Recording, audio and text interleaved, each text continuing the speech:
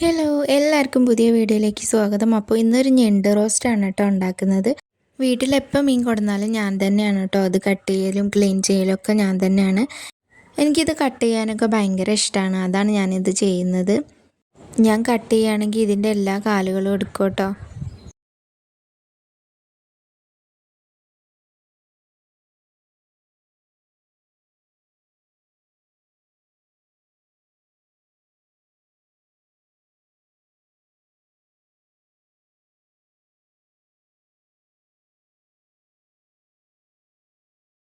ഇനി അതിലേക്ക് വേണ്ട ഉള്ളിയും തക്കാളിയൊക്കെ അരിഞ്ഞെടുക്കുകയാണ്. ഏകദേശം ഒരു 4 ഉള്ളി എടുത്തിട്ടുണ്ടായിരുന്നു കേട്ടോ. അത് മീഡിയം സൈസുള്ള ഉള്ളിയാണ്. പിന്നെ 2 തക്കാളി എടുത്തിട്ടുണ്ടായിരുന്നു.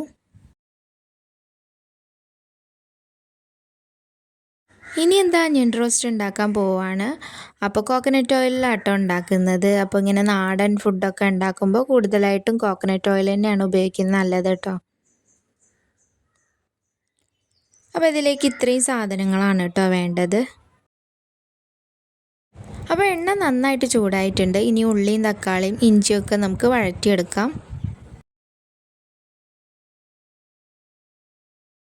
ഇപ്പോൾ തന്നെ നമുക്ക് കുറച്ച് ഉപ്പ് ചേർത്ത് കൊടുക്കാം കേട്ടോ. പിന്നെ കുക്കിംഗ് ഒക്കെ കഴിഞ്ഞിട്ട് ആവശ്യമാണെങ്കിൽ മാത്രം നമുക്ക് ചേർത്ത് കൊടുത്താൽ മതി.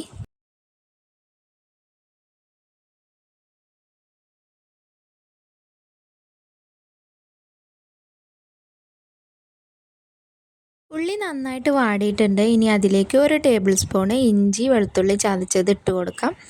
എന്നിട്ട് നന്നായിട്ടൊന്ന് ഇളക്കി കൊടുക്കുക കേട്ടോ. അതിൻ്റെ പച്ച ചുവന്ന് മാറുന്ന വരെ നന്നായിട്ട് ഇളക്കി കൊടുക്കാം. ഇഞ്ചി ഉള്ളിയൊക്കെ നന്നായിട്ട് കുക്കായിട്ടുണ്ട്. അതിലേക്ക് 2 തക്കാളിയും കൂടി ചേർത്ത് കൊടുക്കണം.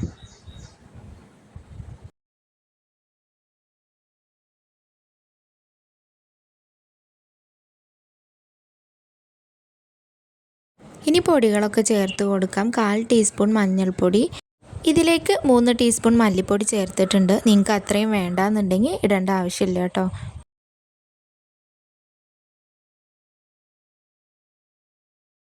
1 ടേബിൾ സ്പൂൺ മുളകും പൊടി കൂടി ചേർത്ത് കൊടുക്കുന്നുണ്ട്.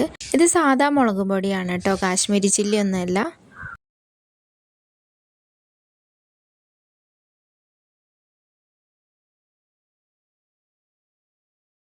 അപ്പോൾ എണ്ണയൊക്കെ തെളിഞ്ഞ് വന്നിട്ടുണ്ട്. ഇനി ഇതിലേക്ക് ഞണ്ട് ഇട്ട് കൊടുക്കാം.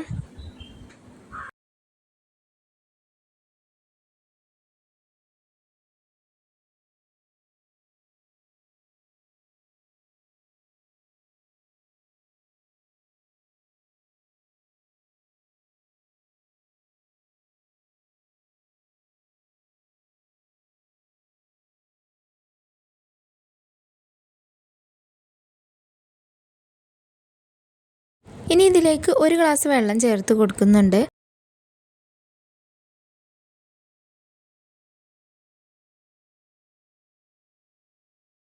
ഇതിൽ ഉപ്പ് നോക്കിയപ്പോൾ കുറച്ച് കുറവുണ്ട്. അപ്പോൾ ആവശ്യത്തിനുള്ള ഉപ്പും കൂടി ലാസ്റ്റ് ചേർത്ത് കൊടുക്കുക.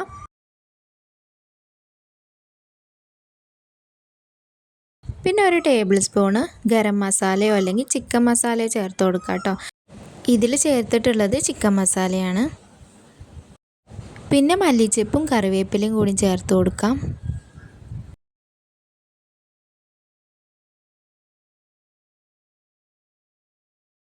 അതിനുശേഷം ഇത് അടച്ച് വെച്ചിട്ട് വേവിക്കാം കേട്ടോ.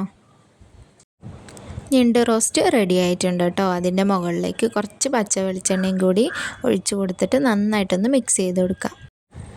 ഈ ഞണ്ട് റോസ്റ്റ് എൻ്റെ ചേച്ചിയാണ് കേട്ടോ ഉണ്ടാക്കിയത്. ഇത് നമുക്ക് ചോറിൻ്റെ കൂടെയും ചപ്പാത്തിൻ്റെയും കൂടെയും ഒക്കെ കഴിക്കാം കേട്ടോ. പക്ഷേ ചോറിൻ്റെ കൂടെ കഴിക്കുമ്പോഴാണ് കുറച്ചും കൂടി ടേസ്റ്റ് ഉണ്ടാവുക. അപ്പോൾ ഇത്രയൊക്കെയാണ് ഇന്നത്തെ വീഡിയോ. നിങ്ങൾക്ക് എല്ലാവർക്കും ഇഷ്ടമാവുകയാണെങ്കിൽ എല്ലാവരും ഈ ചാനലൊന്ന് സബ്സ്ക്രൈബ് ചെയ്യണേ.